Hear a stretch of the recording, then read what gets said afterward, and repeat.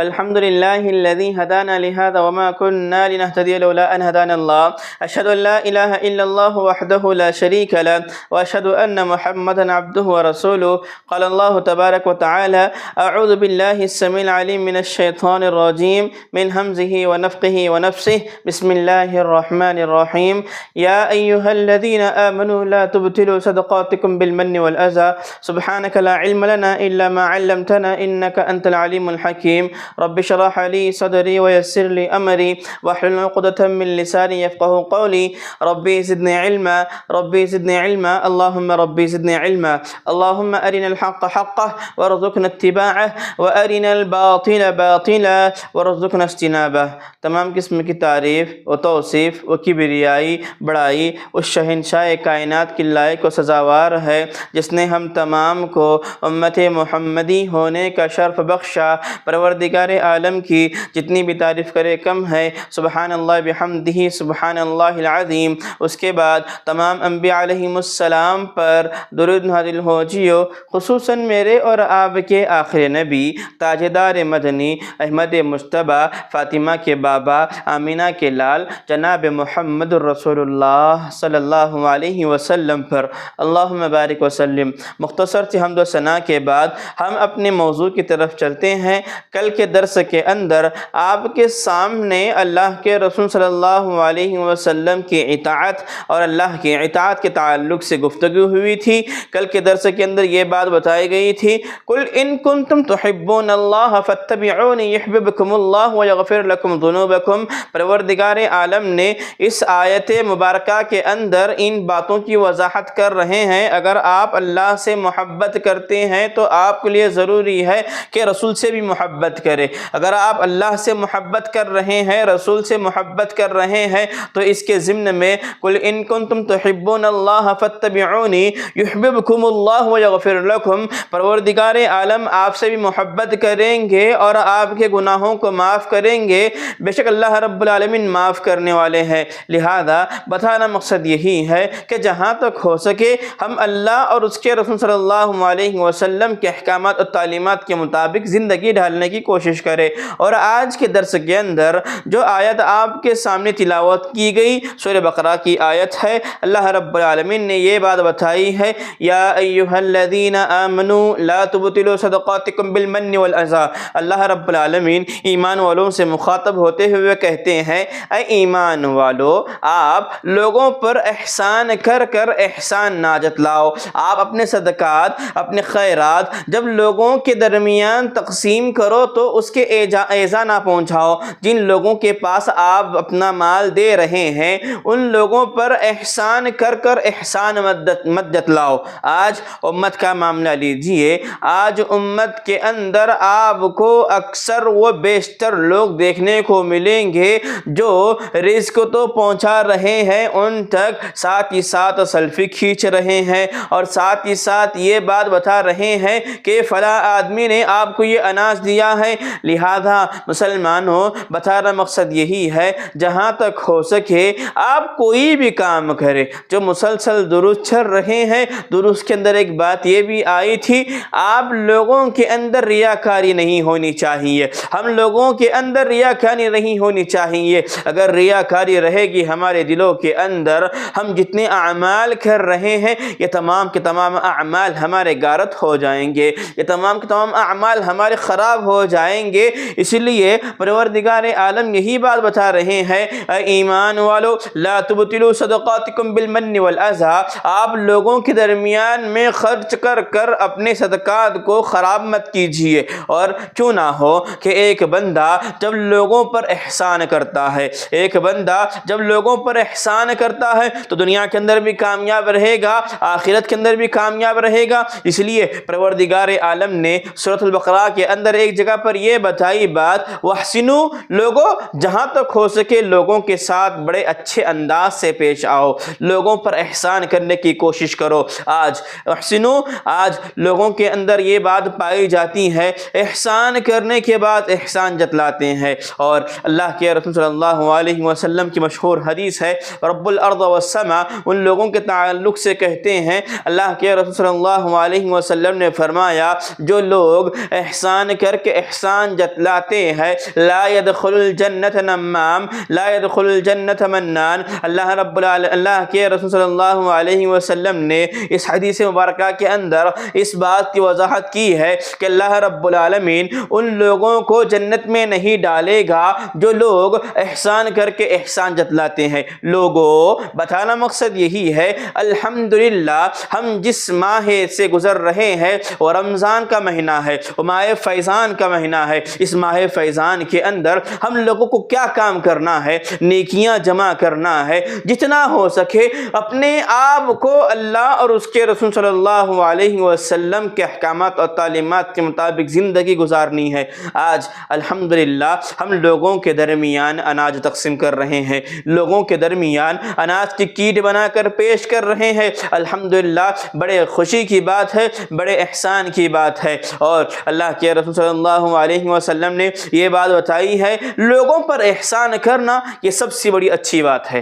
لوگوں پر احسان کرنا یہ سب سے بڑی اچھی بات ہے، لیکن احسان کر کے احسان جتلانا یہ سب سے بری بات ہے۔ جس آدمی کے اندر یہ صفت پائی جاتی ہے، گویا یوں مان لیجئے کہ کوئی آدمی ہے مجھ پر احسان کیا ہوا ہے اور چار لوگوں کے درمیان بات کہہ کر بتاتا ہے کہ میری وجہ سے یہ آدمی ترقی پر آیا، میری وجہ سے یہ آدمی عروج پر آیا۔ آپ ایک بات یاد رکھیے، اللہ رب العالمین نے مقدر کے اندر تمام کی تمام چیزیں متعین کیے ہوئے ہیں، تقدیر کے اندر لکھ جا چکے ہیں۔ ہم لوگوں کو بس اتنا کام کرنا ہے کہ اللہ رب العالمین ہمارے ذریعے کام لینا چاہتے ہیں، ہم جہاں تک ہو سکے وحسنوا احسان کرتے رہیے۔ آپ دنیا کے اندر بھی کامیاب رہیں گے، آخرت کے اندر بھی کامیاب رہیں گے اگر آپ لوگوں پر احسان کرتے ہیں۔ احسان کرنے کے بدلے میں رب کا کلام کہتا ہے ان اللہ یحب المحسنین، بے شک اللہ رب العالمین آپ سے محبت کریں گے،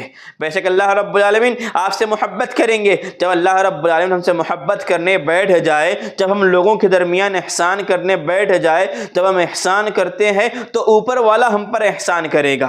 جب ہم لوگوں پر دنیا والے پر احسان کرتے ہیں تو اوپر والا ہم پر احسان کرے گا۔ کیوں نہ ہو کہ اوپر والا ہم پر جب احسان کرے گا، رب کی جتنی نعمتیں ہیں یہ تمام کی تمام نعمتیں ہم لوگوں کو میسر کریں گا۔ اور رب کا کلام بھی کہتا ہے جب ایک انسان ایمان والا ہوتا ہے، لوگوں کے ساتھ اچھے انداز میں پیش آتا ہے، لوگوں پر احسان کرتا ہے، تو پروردگار عالم ایسے لوگوں سے محبت کرتے ہیں تو کرتے ہیں ان لوگوں کو اور مزید نعمتوں سے نوازتے ہیں، اور مزید نعمتوں سے ان لوگوں کو نوازتے ہیں۔ کیوں نہ ہو کہ ہم آج لوگوں کے لیے ضروری ہے کہ جتنا ہو سکے ہم لوگوں کے ہاتھ سے جتنا ہو سکے ہر معاملات میں احسان کرنا ہے، چاہے وہ لوگوں کے درمیان خرچ کرنے کا معاملہ ہو، چاہے وہ عبادتوں کا معاملہ ہو، چاہے وہ نماز کا معاملہ ہو۔ لوگوں کے ذہن کے اندر ایک بات آئے گی، ارے عبادت کے اندر احسان کیسا ہو؟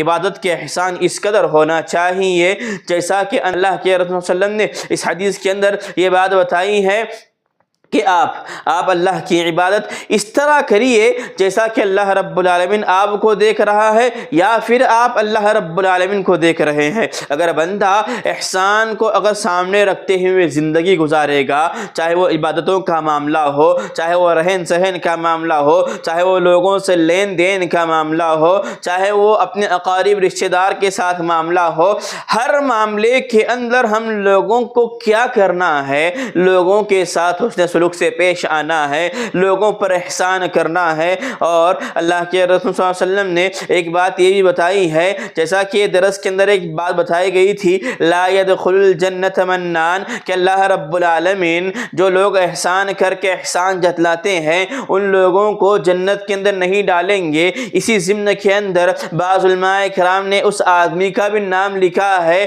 جو ہمیشہ سے شراب پیتا ہے۔ اور اس روایت کے اندر اللہ کے رسول صلی اللہ علیہ وسلم نے ایک بات یہ بھی بتائی ہے جو مارکیٹ کے اندر اپنا سودا کرتا ہے تو جھوٹی بات بتا کر اپنا سودا کرتا ہے۔ لہذا مسلمانوں، آپ اگر مارکیٹنگ کرتے ہیں، اگر آپ مارکیٹ چلاتے ہیں، اگر آپ بزنس کرتے ہیں، آپ اللہ رب العالمین نے اور اللہ کے رسول صلی اللہ علیہ وسلم نے جس قدر بتایا ہے لوگوں کے ساتھ احسان کیجئے، اسی کے مطابق آپ مارکیٹ کے اندر اپنی مارکیٹنگ کیجئے۔ اگر آپ اپنا جو کچھ سودا رہتا ہے اللہ اور اس کے رسول صلی اللہ علیہ وسلم کے احکامات اور تعلیمات کے مطابق گزارتے ہیں تو پروردگار عالم آپ کی دنیاوی زندگی کے اندر برکت دیں گے، آپ کی آخرت کے اندر اللہ رب العالمین دنیاوی زندگی کے اندر برکت دیں گے، اور ساتھ ہی ساتھ اللہ رب العالمین آپ کی آخرت سنواریں گے۔ کیوں نہ ہو ایک بندہ جب لوگوں پر احسان کرتا ہے، احسان کرنے کے بدلے میں